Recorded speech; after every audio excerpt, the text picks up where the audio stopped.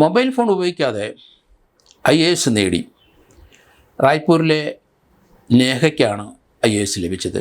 2021 IASകാരിയാണ്. അവരുടെ 4ാമത്തെ ചാൻസിലാണ് അവർക്ക് IAS ലഭിക്കുന്നത്. അവരൊരു വസ്തുത കണ്ടെത്തി.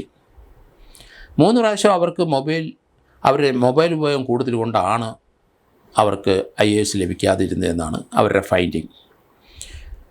കാരണം ഏറ്റവും കൂടുതൽ സമയം മൊബൈലിലും നമ്മൾ നോക്കിക്കാണും. ഡിജിറ്റലായിട്ടുള്ള അറിവ് ഇടാൻ വേണ്ടി ആ രീതിയിലേക്ക് നമ്മൾ സഞ്ചരിക്കും. അതിനകത്ത് മൊബൈൽ വരുന്ന പല കാര്യങ്ങളും നമ്മൾ വളരെ ശ്രദ്ധയോടെ നമ്മൾ സമയം കളയുന്ന ഒരു വേദിയായിട്ട് മാറി. IAS ലഭിക്കാത്തതിൻ്റെ കാരണം വില്ലൻ മൊബൈലായിരുന്നു 3 വർഷമെന്നാണ് നേഹയുടെ കണ്ടെത്തൽ. നേഹയുടെ പിതാവ് ശ്രാവൺകുമാർ ഒരു ക്ലറിക്കൽ സ്റ്റാഫാണ്. അദ്ദേഹം ടാക്സ് വകുപ്പിലെ ഉദ്യോഗസ്ഥയാണ്. നേഹ ജനിച്ചു വളർന്നത് ജയ്പൂരിലാണ്. അവിടുത്തെ ഹൈസ്കൂളിൽ പഠിച്ചു. പിന്നീട് അവർ ഭോപ്പാലിൽ പോയി. ഫാദറിന് അങ്ങോട്ടും ഇങ്ങോട്ടും ട്രാൻസ്ഫറുണ്ട്. ആ കൂടെ ഭോപ്പാലിലെ ഹൈസ്കൂളിൽ പഠിച്ചു. അതിനുശേഷം അവിടുന്ന് ട്രാൻസ്ഫർ കിട്ടി ഫാദറിന് ഛത്തീസ്ഗഡിൽ പോയി. അവിടുത്തെ ബിലാസ്പൂരിലെ സ്കൂൾ വിദ്യാഭ്യാസം പൂർത്തിയാക്കി. ഫാദറിൽ വീണ്ടും ട്രാൻസ്ഫറായി. പിന്നീട് അവർ പോയത് റായ്പൂരിലാണ്. റായ്പൂർ DB കോളേജിൽ അവർ പഠിച്ചു. അതിനുശേഷം അവർ സിവിൽ സർവീസ് പരീക്ഷ എഴുതി. ആദ്യത്തെ ചാൻസിൽ തോറ്റു. എന്നാലും ആദ്യത്തെ ചാൻസ് SSC UPSC പരീക്ഷയിലെ സ്റ്റാഫ് സെലക്ഷൻ അവർക്ക് കിട്ടി. വീണ്ടും അവർ എഴുതി, ലഭിച്ചില്ല. 3ാമത് എഴുതി, IAS ലഭിച്ചില്ല. അപ്പോൾ അവരൊരു കാര്യം കണ്ടെത്തി. അവരെ തന്നെ ഒന്ന് പഠിച്ചു. തനിക്ക് എവിടെയാണ് തെറ്റുപറ്റുന്നത്, എവിടെയാണ് പുറകോട്ട് പോകുന്നത്, എന്താണ് തൻ്റെ കുഴപ്പം. അപ്പം വില്ലനെ അവർ കണ്ടെത്തി. അത് IASകാർ കണ്ടെത്തിയതാണ്. വില്ലൻ മൊബൈലാണ്. അവരുടെ ഏറ്റവും കൂടുതൽ സമയം കളയുന്നത് മൊബൈലിൽ നോക്കിക്കൊണ്ടാണ്. അതിൽ ആൾക്കാർ വിളിക്കും, സംസാരിക്കും, ഇപ്പോൾ എന്ത് പഠിക്കുന്ന കാര്യങ്ങളെപ്പറ്റിയൊക്കെ പറയും, കൂട്ടുകാർ വിളിക്കും. അത് തന്നെയല്ല, മൊബൈലിൽ ശ്രദ്ധിച്ച് പല സയൻസ് കാര്യങ്ങൾ അതും ഇതെല്ലാം നമ്മൾ പഠിക്കുന്നതും മൊബൈലിലാണ് നമ്മുടെ ധാരണ. പക്ഷേ അതും അനുബന്ധമായ കാര്യങ്ങൾ നോക്കിക്കൊണ്ടിരിക്കുമ്പോൾ സമയങ്ങൾ പോകുന്നില്ല. ദിവസത്തിൽ ഭൂരിപക്ഷവും മൊബൈലിൽ നോക്കി സമയം കളയുന്നെന്ന് ആ കുട്ടി കണ്ടെത്തി. അതുകൊണ്ട് മൊബൈൽ വലിച്ചങ്ങ് എറിഞ്ഞു. 3 വർഷം തൊട്ടില്ല. ആ 3 വർഷത്തിനിടയ്ക്ക് അവസാനം 4ാമത്തെ പ്രാവശ്യം എഴുതി. 3 വർഷത്തിൽ വിളിക്കുന്നത് തന്നെ അമ്മയോ മറ്റവരൊക്കെ വിവരം പറയാമെന്നല്ലാതെ ഇവരെ ഫോണിൽ കിട്ടില്ല. ഇവർ മൊബൈൽ ഓപ്പൺ ചെയ്യത്തില്ല.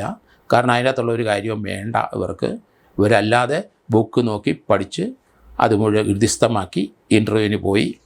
അവർക്ക് ഇൻ്റർവ്യൂവിന് ചെന്നപ്പം ഇൻ്റർവ്യൂവിൽ 151 മാർക്ക് കിട്ടിയെന്നാണ് പറഞ്ഞത്. 960 മാർക്കോട് കൂടി അവർ IASലെത്തി. കാരണം അതിന് 3 അറ്റംപ്റ്റും അവരെ നശിപ്പിച്ചത് ഈ മൊബൈലിലും ചാനലിൽ കൂടെ അവരുടെ സമയം കളഞ്ഞു. ആവശ്യമില്ലാതെ സിനിമ കാണും, പുതിയ കഥകൾ കാണും, പാട്ട് കേട്ടുകൊണ്ടിരിക്കും. അതൊക്കെ ടൈം വേസ്റ്റായിട്ടാണ് അവർ. നമ്മുടെ മനസ്സിന് സന്തോഷം വരുമെന്നല്ലാതെ ബുദ്ധിക്ക് വികാസം ഉണ്ടാവില്ല. കാരണം അതുകൊണ്ട് അവരതിൽ നിന്നൊക്കെ പിന്മാറി. പാട്ട് കേൾക്കാതെ ഇരുന്നു, മൊബൈൽ അറ്റൻഡ് ചെയ്യാതിരുന്നു. പിന്നെ അതിനകത്തുള്ള കാര്യങ്ങൾ കൂടുതൽ പഠിക്കാനായിട്ട് ഡിജിറ്റലായിട്ടുള്ള വേൾഡിൽ എൻട്രി ചെയ്യാതിരുന്നു. അവർ കൃത്യമായി ഇരുന്ന് പഠിച്ചു. 10-16 മണിക്കൂർ ഇരുന്ന് പഠിച്ച് 3 വർഷം പഠിച്ചപ്പോൾ IAS നേടി എന്നുള്ളതാണ്. അതിനകത്ത് അവർ കണ്ടെത്തിയത് അതിൻ്റെ വില്ലൻ. ഇതുവരെ അവർക്ക് ഇത് ലഭിക്കാതിരുന്നത് ഈ മൊബൈൽ ഫോണിൻ്റെ ഉപയോഗം ഡിജിറ്റലായിട്ടുള്ള നമ്മുടെ എൻട്രിയും തന്നെ എന്ന് ആണ് നേഹയുടെ പ്രതികരണം. എന്തായാലും 2021 ഇതിൽ അവരുടെ ആ ബാച്ചിലെ IAS ടോപ്പറിലൊരാളായി. പിന്നീട് അവർ പറയുന്നത് ഈ IAS IPS ആയി ആ ട്രെയിനിങ്ങിൽ പോയപ്പം പല പരീക്ഷകൾ എഴുതിയെങ്കിലും ചെറിയ പരീക്ഷകൾക്കൊക്കെ പാസ്സായെങ്കിലും ചില അടുത്ത ജോലി ലഭിച്ചെങ്കിലും അതിലൊന്നും അവർ തൃപ്തിപ്പെട്ടില്ല. കാരണം അവർ കൃത്യമായി SSCയിൽ അവർ സ്റ്റാഫ് സെലക്ഷനിൽ പോയെങ്കിലും അവർ അത് കളഞ്ഞു. പിന്നീട് അവർക്ക് ഓഡിറ്റിൽ അവർ വന്നെങ്കിലും അതും കളഞ്ഞു. IAS മാത്രം ഉദ്ദേശിച്ചുകൊണ്ട് 3 വർഷം അടയിരുന്ന് അവരുടെ മൊബൈൽ ഫോൺ വലിച്ചെറിഞ്ഞ് അവർ കൃത്യമായ പരീക്ഷയിൽ മാർക്ക് നേടി. ഇപ്പം 2021 മുതൽ IASകാരിയായി അവർ ഇന്ത്യയിൽ അവർ ജോലി ചെയ്ത് ജീവിക്കുന്നു എന്നുള്ളതാണ്. ഇതിനകത്ത് നിന്ന് പഠിക്കേണ്ട പാഠം, നമ്മൾ അനാവശ്യമായിട്ട് ഒത്തിരി സമയങ്ങൾ നമ്മൾ മൊബൈൽ ഫോണിലും ചാനലിലും കളയുന്നുള്ള വസ്തുത മനസ്സിലാക്കി അസസ് ചെയ്തുകൊണ്ടാണ് അവർക്ക് IAS ലഭിച്ചു എന്നുള്ളതാണ് അവരുടെ അഭിപ്രായം.